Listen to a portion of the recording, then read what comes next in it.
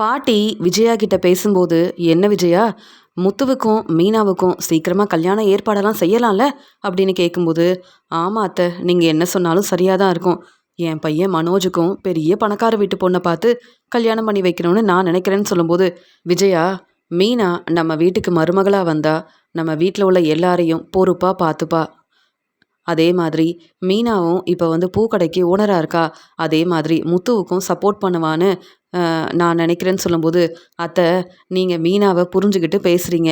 அதே மாதிரி மனோஜுக்காக என்ன செய்யணும்னு நான் தான் யோசிக்கிறேன். இந்த வீட்டில் உள்ள எல்லாரும் மீனாவுக்கும் முத்துவுக்கும் மட்டுமே சப்போர்ட் பண்ணா எப்படி?" அப்படின்னு கேட்கும்போது, "அப்படி இல்லை விஜயா, மனோஜை பற்றியும் நான் யோசிக்கிறேன்" அப்படின்னு சொல்லும்போது, "சரி அத்தை, எனக்கு நிறைய வேலை இருக்குது. நீங்கள் வந்ததுக்கப்புறமா கிச்சனில் இருக்க வேலையெல்லாம் நான் தான் செய்யணும்னு வேற சொல்லிட்டீங்க. அதனால என் வேலையை நான் பார்க்குறேன் அத்தை" அப்படின்னு சொல்கிறாங்க. உடனே பாட்டி சொல்கிறாங்க, "மீனா நம்ம வீட்டுக்கு மருமகளா வந்ததுக்கப்புறம் நீ நிம்மதியாக ரெஸ்ட் எடுக்கலாம். அதுக்கப்புறம் மீனா நம்ம குடும்பத்தை நல்லபடியாக பார்த்துப்பா" அப்படின்னு சொல்லும்போது, "நீங்கள் என்னைக்கு இந்த வீட்டுக்கு வந்தீங்களோ அன்னையிலேருந்து வீட்டில் இருக்க எல்லா வேலையும் நான் தான் செய்கிறேன். அந்த மீனா ரொம்ப சந்தோஷமாக இருக்கா. மீனா வீட்டில் இருக்க எந்த வேலையும் செய்கிறதே இல்லை" அப்படின்னு விஜயா வந்து பேசிக்கிட்டே கிச்சனுக்கு வராங்க. இங்கே அண்ணாமலை சொல்கிறாங்க, "என்னம்மா வீட்லேயே இருக்கீங்க, கோயிலுக்கு போயிட்டு வரலாமா?" அப்படின்னு கேட்கும்போது, "ஆமா அண்ணாமலை, கோயிலுக்கு போகணும். முத்து, ரவி, மனோஜ் எல்லாருக்கும் நல்லா வேண்டிக்கணும்னு நினைக்கிறேன்னு" சொல்லும்போது, "சரிம்மா, நீங்கள் ரெஸ்ட் எடுங்க. நாளைக்கு நம்ம எல்லாரும் கோயிலுக்கு போயிட்டு வருவோம்" அப்படின்னு சொல்லும்போது, "சரி அண்ணாமலை" அப்படின்னு பாட்டி சொல்கிறாங்க. ரோகிணி மனோஜோட கடைக்கு வராங்க. "என்ன மனோஜ், என் பையன் கிறிஷ் கிட்ட பேசுனியா? இப்போ கிறிஷ் உன்னை புரிஞ்சுக்கிட்டானான்னு" கேட்கும்போது, "கிறிஷ் என்கிட்ட கேள்வி கேட்டுக்கிட்டே இருந்தான். நானும் பதில் சொன்னேன். அது மட்டும் இல்லாமல் தினமும் கிறிஷை கடைக்கு கூப்பிட்டு வராத" அப்படின்னு சொல்லும்போது, "மனோஜ், அப்புறம் எப்படி கிறிஷ் உன்னை புரிஞ்சுப்பான்னு" கேட்குறாங்க ரோகிணி. "எதுக்காக கிறிஷ் என்ன புரிஞ்சுக்கணும்?" அப்படின்னு கேட்குறாரு மனோஜ். உடனே ரோகிணி சொல்கிறாங்க, "என்கிட்ட கேள்வி கேட்காத மனோஜ். உனக்கு சீக்கிரமாக டிவோர்ஸ் கிடைக்கணும். அப்போ நீ என் பேச்சை கேட்டு தான் ஆகணும். வேற வழி இல்லை. தினமும் கிறிஷை உன்னுடைய கடைக்கு நான் கூப்பிட்டு வருவேன். நீ கிறிஷ் கிட்ட சந்தோஷமாக பேசணும். என் பையன் கிறிஷ் எப்பயுமே சந்தோஷமாக இருக்கணும். அதுக்காக நான் சொன்ன மாதிரியே தினமும் நீ கிறிஷ் கிட்ட பேசணும். அவ்வளவுதான்" அப்படின்னு சொல்கிறாங்க ரோகிணி. "என்ன ரோகிணி இதெல்லாம்? இன்னைக்கு கிறிஷ் கிட்ட பேசணும்னு நீ சொன்ன. அதனால கடையில் இருக்க வேலையெல்லாம் நான் செய்யவே இல்லை. அது மட்டும் இல்லாமல் தினமும் கிறிஷ் கடைக்கு வந்தானா எனக்கு தான் நிறைய பிரச்சனை வரும். என் அம்மாவும் அப்பாவும் அப்பப்போ கடைக்கு வருவாங்க. முத்து மீனாவுக்கு இந்த உண்மை தெரிஞ்சா என்ன தானே கேள்வி கேட்பாங்க. நீ கிறிஷை என் கடைக்கு கூப்பிட்டு வர வேண்டாம்" அப்படின்னு சொல்கிறாரு மனோஜ். "அப்போ நானும் இந்த பேப்பரில் கையெழுத்து போட்டு கொடுக்க மாட்டேன். அப்புறம் உனக்கு டிவோர்ஸ் கிடைக்காது, பரவாயில்லையா?" அப்படின்னு சொன்ன உடனே, "இல்லை ரோகிணி, கண்டிப்பாக எனக்கு டிவோர்ஸ் கிடைக்கணும்" அப்படின்னு சொல்கிறாரு மனோஜ். "அப்போ நீ பேசாமல் என் பேச்சை கேளு. வேற வழியே இல்லை. நீ கிறிஷை சந்தோஷமாக பார்த்துக்கணும்" அப்படின்னு ரோகிணி சொல்கிறாங்க. இங்கே மனோஜ் பதில் பேசாமல் நிற்கிறாரு. "சரி மனோஜ், நாளைக்கு நான் கிறிஷை கூப்பிட்டு வரேன்" அப்படின்னு சொல்லிட்டு ரோகிணி அங்கேருந்து கிளம்புறாங்க. இங்கே மனோஜ் யோசிக்கிறாரு, ரோகிணிக்கு வேற வேலையே இல்லை.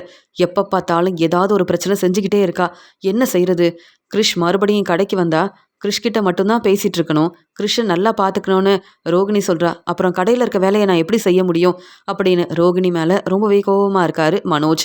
ரோகிணி வீட்டுக்கு வந்த உடனே கிறிஷ் கிட்ட வந்து பேசுறாங்க. "என்ன கிறிஷ், மனோஜ் உன்னை எப்படி பார்த்துக்கிட்டாரு? நீ இன்னைக்கு சந்தோஷமா இருந்தியா கிறிஷ்?" அப்படின்னு கேட்கும்போது, "ஆமாம்மா, மனோஜ் என்கிட்ட முதல்ல பேசவே இல்லை. அதுக்கப்புறம் மனோஜ் கிட்ட நான் தான் கேள்வி கேட்க ஆரம்பித்தேன். மனோஜ் என்கிட்ட அப்புறம் கொஞ்ச நேரம் பேசிட்டு இருந்தாரு. அது மட்டும் இல்லாமல் தினமும் எப்படிம்மா அங்கே போக முடியும்?" அப்படின்னு கிறிஷ் கேள்வி கேட்கும்போது, "அதெல்லாம் நான் பார்த்துக்கிறேன் கிறிஷ். நீ எப்பயும் போல மனோஜோட கடைக்கு போயிட்டு மனோஜ் கிட்ட சந்தோஷமாக பேசணும். மனோஜ் உன்னை புரிஞ்சுக்கிட்டாருன்னா அதுக்கப்புறம் விஜயா வீட்டுக்கு நம்ம கண்டிப்பாக போக முடியும். விஜயா என்னை மருமகளாக ஏற்றுக்கலனாலும் பரவாயில்ல, மனோஜ் நம்மளை புரிஞ்சுப்பாரு. எனக்கு அதுவே போதும்" அப்படின்னு சொல்கிறாங்க ரோகிணி. உடனே ரோகிணியோட அம்மா சொல்கிறாங்க, "பரவாயில்ல ரோகிணி, இன்னைக்கு கிறிஷ் கிட்ட மனோஜ் தம்பி இவ்வளோ நேரம் பேசியிருக்காரு. கிறிஷை நல்லபடியாக பார்த்துக்கிட்டாரு. எனக்கு ரொம்ப சந்தோஷமா இருக்குன்னு" சொல்கிறாங்க. "ஆமாம்மா, எனக்கும் இன்னைக்கு ரொம்ப சந்தோஷமா இருக்கு" அப்படின்னு ரோகிணி பேசிட்டு இருக்காங்க. முத்துவோட பாட்டி மீனாவை கூப்பிடுறாங்க. மீனா கிச்சனில் இருக்க வேலையெல்லாம் செஞ்சுட்டு இருக்காங்க. உடனே பாட்டி சொல்கிறாங்க, "என்ன மீனா இதெல்லாம்? நீ எதுக்கு இந்த வேலையெல்லாம் செய்யணும்? விஜயா, நீ தானே கிச்சனில் இருக்க வேலையை பொறுப்பாக பார்த்துக்கணும்னு சொல்லியிருக்கேன்.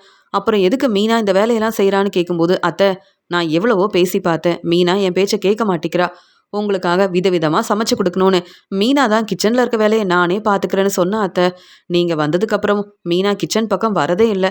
நான் தானே உங்களுக்காக சமைச்சு கொடுக்குறேன் அப்படின்னு சொல்லும்போது, நீ என்னுடைய மருமக விஜயா, நீ தானே என்னை பார்த்துக்கணும். ஆனால் மீனா இன்னும் இந்த வீட்டுக்கு மருமகளாக வரலையே அப்படின்னு சொல்லும்போது, இருந்தாலும் மீனா ஆசைப்படுறா அத்தை, உங்களுக்காக சமைச்சு கொடுக்கணும் அப்படின்னு நினைக்கிறா. விஜயா இப்படி சொன்ன உடனே பாட்டி சொல்கிறாங்க, சரி விஜயா, இன்னைக்கு வீட்டில் இருக்க எல்லாரும் கோயிலுக்கு போகணும் அப்படின்னு சொல்லும்போது, உடனே அங்கே வந்த அண்ணாமலை, ஆமா விஜயா, நானே சொல்லணும்னு நினச்சேன். மனோஜ் எங்க அப்படின்னு கேட்கும்போது, மனோஜ் அப்போவே கடைக்கு போயிட்டான், கடையில் நிறைய வேலை இருக்குன்னு மனோஜ் அப்போவே கிளம்பிட்டான். நம்ம எல்லாரும் கோயிலுக்கு போயிட்டு வரலாம் அப்படின்னு சொல்லிட்டு முத்து, மீனா, அண்ணாமலை, விஜயா எல்லாரும் பாட்டியை கூப்பிட்டுக்கிட்டு கோயிலுக்கு வராங்க. இங்கே விஜயா சொல்கிறாங்க, மனோஜுக்கு சீக்கிரமாகவே நல்லபடியாக ஒரு வரன் கிடைக்கணும், சீக்கிரமாக மனோஜுக்கு கல்யாணம் நடக்கணுன்றதுக்காக தான் நல்லா வேண்டிக்கிறதுக்காக கோயிலுக்கு வந்திருக்கேன்னு சொல்கிறாங்க விஜயா. பரவாயில்ல விஜயா, மனோஜுக்காக இவ்வளோ யோசிக்கிற நீ, முத்துவை பற்றியும் ரவியை பற்றியும் நீ ஏன் யோசிக்கவே மாட்டிக்கிறேன்னு பாட்டி கேள்வி கேட்குறாங்க. சரி அத்தை, நம்ம வீட்டுக்கு கிளம்பலான்னு சொல்லும்போது, ஆமாம் மனோஜோட கடை எங்கே இருக்குது, மனோஜை பார்த்து பேசணுமே அப்படின்னு சொல்கிறாங்க பாட்டி.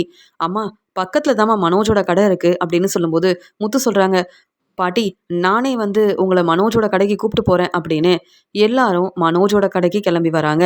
அந்த சமயம் ரோகிணியும் கிறிஷும் மனோஜ் கிட்ட சந்தோஷமாக பேசிகிட்டு இருக்காங்க. இங்கே மனோஜ் வந்து ரோகிணிக்காகவும் இங்கே கிறிஷுக்காகவும் ஜூஸ் எல்லாம் வாங்கி கொடுத்துட்ருக்காரு. இப்படி பாட்டி வந்த உடனே, என்னன்னாமல மனோஜ் கடையில் இருக்க வேலையை செய்கிறான்னு சொன்னேன், ஆனால் இங்கே வந்து இவங்க எல்லாரும் வந்திருக்காங்க, இவங்கெல்லாம் யாருன்னு கேட்கும்போது மனோஜ் அப்படின்னு விஜயா வந்து கூப்பிடுறாங்க. ரோகிணியும் கிறிஷும் மனோஜோட கடையில் இருக்கிறத பார்த்துட்டு விஜயா ரொம்ப கோவமா மனோஜை பலார்னு வெளுத்து வாங்குறாங்க. என்ன மனோஜ் இதெல்லாம் அப்படின்னு கேட்கும்போது பாட்டி சொல்கிறாங்க, என்ன அண்ணாமல, ஏன் விஜயா இப்படி கோவப்படுறா, என்ன நடக்குது, எனக்கு ஒன்றுமே புரியலையேன்னு கேட்கும்போது உடனே அண்ணாமலை எல்லா உண்மையும் சொல்கிறாங்க. விஜயா மனோஜுக்கு பெரிய பணக்கார வீட்டு பொண்ணை கல்யாணம் பண்ணி வைக்கணும்னு இங்கே மனோஜுக்கும் ரோகிணிக்கும் கல்யாண ஏற்பாடெல்லாம் செஞ்சா. ஆனால் ரோகிணி எங்கள் எல்லாரையும் ஏமாத்திட்டா. ரோகிணி நிறைய பொய் சொல்லியிருக்கா. அதனால மனோஜுக்கு டிவோர்ஸ் கிடைக்கிறதுக்காக எல்லா ஏற்பாடையும் செஞ்சுருக்காங்க. ஆனால் இப்போ மனோஜ் எங்களுக்கு தெரியாமல் ரோகிணிக்கிட்டையும் கிறிஷ்கிட்டையும் பேசிகிட்டு இருக்கான். இப்போ ரோகிணி மாசமாக இருக்காங்க.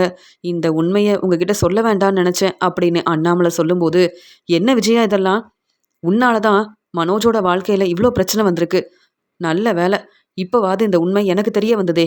ஆமாம், இப்போ எதுக்கு ரோகிணி கிட்ட மனோஜ் பேசிகிட்டு இருக்கான், மனோஜ் மறுபடியும் நம்மளை ஏமாத்தணும்னு நினைக்கிறானா அப்படின்னு சொல்லிட்டு பாட்டி கேள்வி கேட்குறாங்க. உடனே மனோஜ் வந்து, இல்லை பாட்டி, எனக்கு டிவோர்ஸ் கிடைக்கிறதுக்காக தான் இப்போ நான் ரோகிணி பேச்சை கேட்டுட்ருக்கேன். ஆனால் நான் அம்மா பேச்சை தான் கேட்பேன் அப்படின்னு சொல்லும்போது, போதும் மனோஜ், ஏற்கனவே விஜயா பேச்சை கேட்டு நீ தான் இப்போ ரொம்ப கஷ்டப்படுற. ரோகிணி மாசமாக இருக்கிறதுனால ரோகிணியை புரிஞ்சுக்கிட்டு பேசாமல் ரோகிணியை நம்ம வீட்டுக்கு கூப்பிட்டு வா மனோஜ் அப்படின்னு பாட்டி சொல்கிறாங்க. இல்லை பாட்டி, என்னால் ரோகிணி செஞ்ச பிரச்சனையை மறக்கவே முடியாது, ரோகிணியை ஏற்றுக்கவும் முடியாது. நான் வந்து அம்மா பேச்சை தான் கேட்பேன் அப்படின்னு மனோஜ் சொன்ன உடனே பாட்டி சொல்கிறாங்க, போதும் மனோஜ், இதுக்கு மேலே நீ பேசவே வேண்டாம். இப்போவும் விஜயா பேச்சை தான் கேட்பேன்னு சொல்கிறல்ல, நீ திருந்தவே மாட்டே மனோஜ்.